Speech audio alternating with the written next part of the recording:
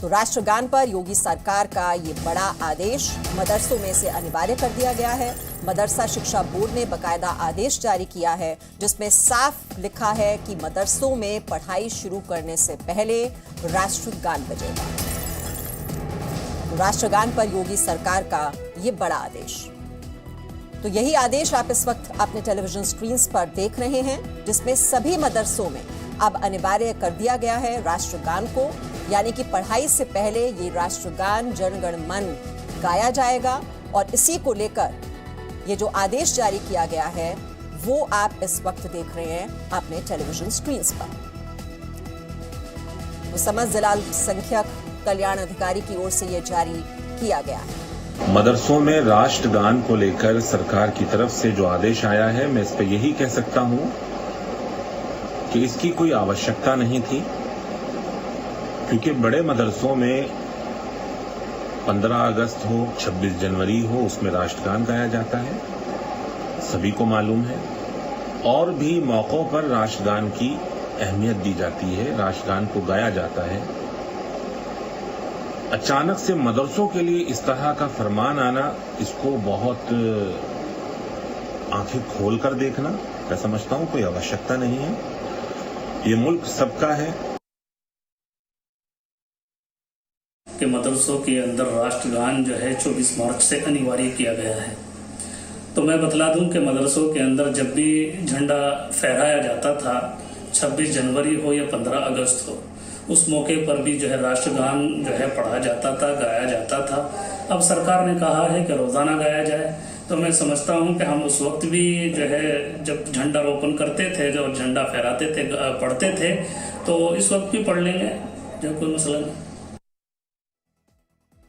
तो देख रहे हैं जो आदेश जारी किया गया है इसका विरोध भी किया जा रहा है, लेकिन कुछ मुफ्ती हैं जो कह रहे हैं कि हम 26 जनवरी और 15 अगस्त को तो जब राष्ट्रध्वज फहराते थे तब राष्ट्रगान गाया ही जाता था, अब रोज राष्ट्रगान गा लिया जाएगा पढ़ाई शुरू करने से पहले मदरसों में। लेकिन इसका विरोध भी हो रहा है, ये कहते हुए कि इसकी कोई आवश्यकता नहीं थी। और हवाला ये दिया जा रहा है कि जब 26 जनवरी और 15 अगस्त जैसे दिन जब राष्ट्रीय ध्वज फहराया जाता है, उस दिन जब राष्ट्रगान बजाया जाता था, लेकिन पढ़ाई से पहले इसे अनिवार्य क्यों किया जा रहा है।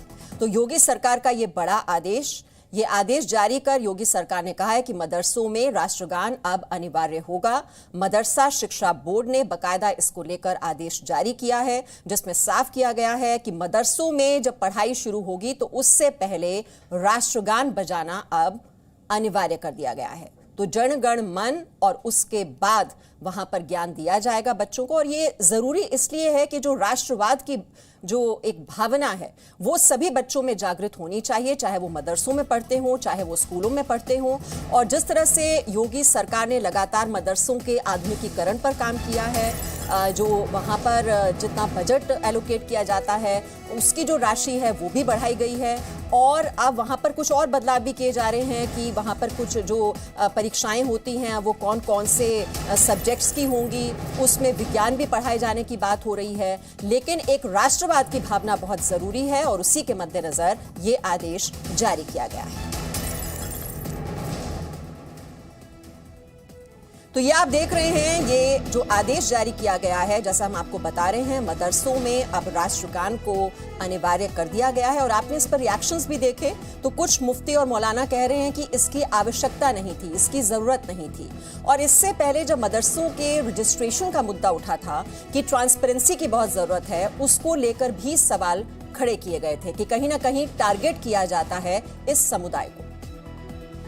मैं आप सबसे निवेदन करूँगा कि सबसे पहले क्लास शुरू होने के पहले प्रार्थना में सभी दुआओं के साथ साथ राष्ट्रगान अनिवार्य रूप से बच्चों को प्रोत्साहित करे गाने के लिए। आप सब उसमें शामिल हों, बच्चों के अंदर राष्ट्र प्रेम की भावना जागृत हो, देश प्रेम की भावना बढ़े, ताकि वो समाज, देश, दुनिया के में अच्छे नागरिक बन सकें और मेन स्ट्रीम में आकर के, मुख्यधारा में आकर के देश और दुनिया में अपना नाम, अपने परिवार का नाम, हम सबका नाम रोशन करें।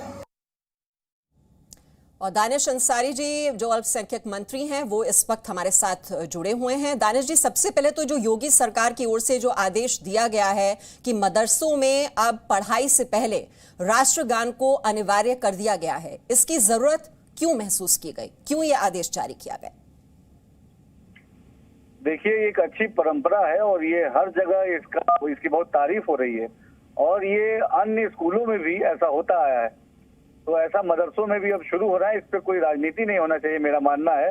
ये एक अच्छी शुरुआत है और सारे लोग सब जगह से इसका स्वागत कर रहे हैं। आम जो मुसलमान है वो भी इसका स्वागत कर रहा है और एक अच्छी परंपरा हम शुरू कर रहे हैं। जैसे कि हमने मदरसों को आधुनिक शिक्षा भी जोड़ने का हमने काम शुरू किया था। तो आज हमारे कौम के बच्चे जहां मदरसे में अपनी दीनी तालीम हासिल करते हैं, उसके साथ साथ वो आधुनिक शिक्षा से भी जुड़ रहे हैं। इससे उनका सर्वांगीण विकास हो रहा है, वो पूरी तरीके से डेवलप हो रहे हैं। उनके सोच में और इजाफा हो रहा है। तो ये तो हम अपने स्टूडेंट्स के भलाई के लिए सारी चीजें कर रहे हैं, अपने समाज के उत्थान के लिए सारी चीजें कर रहे हैं। तो हम इसी तरह पॉजिटिव चीजें हम अपने समाज के लिए करते रहेंगे। जी, लेकिन दानिश जी, कुछ मुफ्ती मौलाना ये बात कह रहे हैं कि इसकी कोई आवश्यकता नहीं थी।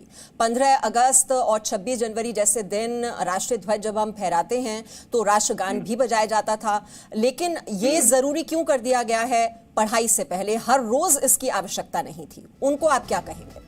नहीं, हमारे मदरसों में 15 अगस्त में भी झंडा फहराया जाता है और पूरे हम लोग जश्न करते हैं।